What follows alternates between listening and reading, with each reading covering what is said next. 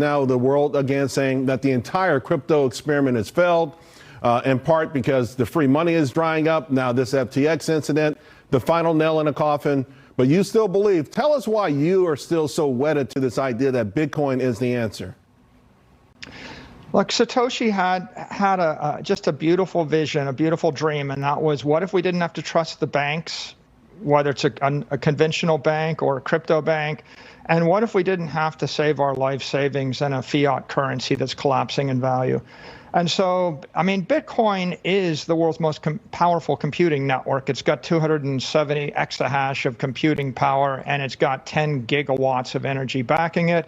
It means you don't have to trust the FTXs of the world. So, yeah, I am a big believer, because I believe that although crypto in this case may have been the problem, Bitcoin is still the solution. And Sam may have made 1 million Bitcoin maximalists with this crash. Hello and welcome back to Cryptollennium. That was Micheal Saylor speaking on this week's events and his view on Bitcoin's current state. Today we'll cover Micheal Saylor's opinion about this recent fiasco a little bit more. We'll dig into one more clip, the dangers of a tweet, Sam Bankman-Fried's current focus and a new update from him, and BlockFi's potential bankruptcy that is linked to the contagion. So without further ado, let's dig in.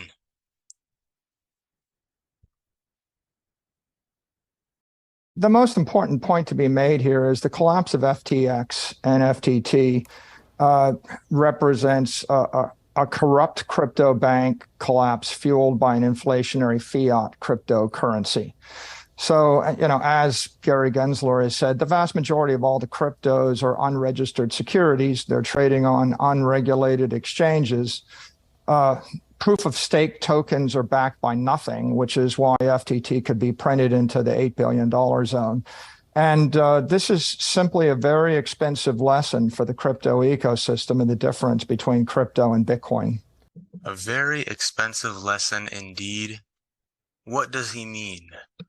Well, as we all know, Micheal Saylor is a Bitcoin maximalist, so his views on crypto might not be the same as ours, as he views Bitcoin to be supreme. And he says the FTX collapse is an expensive ad for Bitcoin. In other news, you might have heard that rumors of Ethereum being insolvent, withdrawals are disabled for all staked ETH. The so-called Beacon chain was unfortunately also run by Alameda Research. They spent it all on venture capital investments, among other expenditures.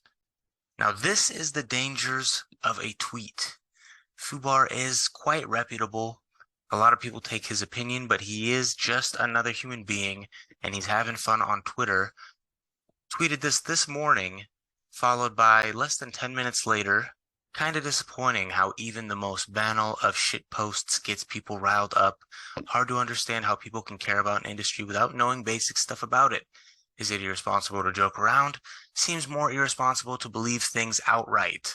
So, just like we said in the title, and you might have believed this, you might have heard the rumor today, but not everything that you read on the internet is true. And I know this is, you know, logic, common sense, as we all say. Not many people have common sense.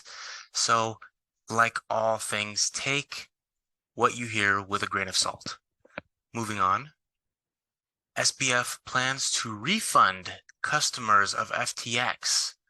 Now, I don't know if this is a stretch, but do you guys remember this from the previous video that we shared last night? We covered this tweet here in this video. If you go check it out, let us know what you think.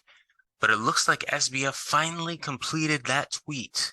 So he said, what happened, in single letters for happened, not legal advice, not financial advice, I'll get to what happened. We went over this in the last video, so check that out. And we reached this point right here. So new messages, new tweets, to the best of my knowledge, as of post 11/7, with the potential for errors. A, Alameda had more assets than liabilities. M2M, but not liquid. Alameda had margin positions on FTX International, and FTX had enough to pay all. US customers. FTX US had enough. Not everyone necessarily agrees with this.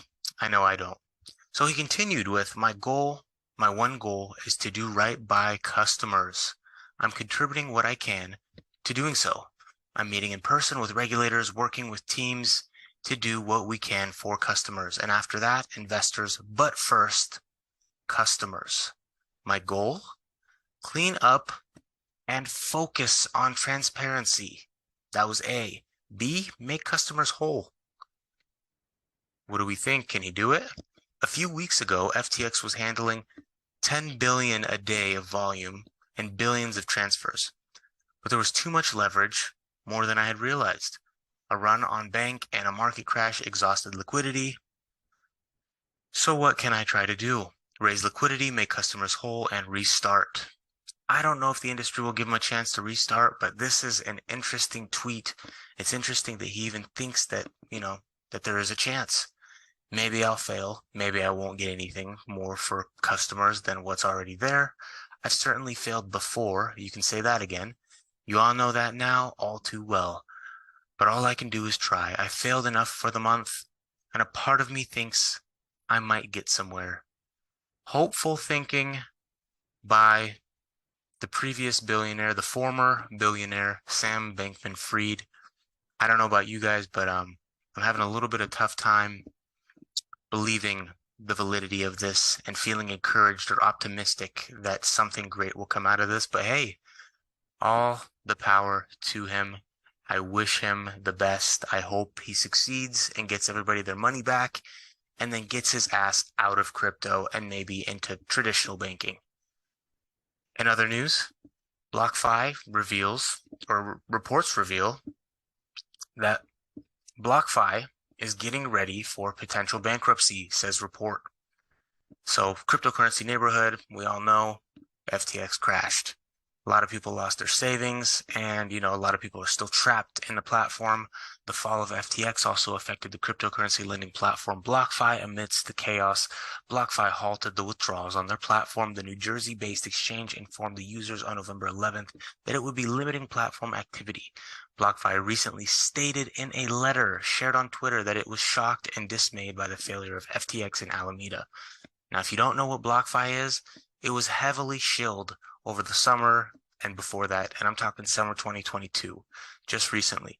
In one of the recent posts by the Wall Street Journal, BlockFi is preparing for potential bankruptcy after the collapse of SBF's exchange.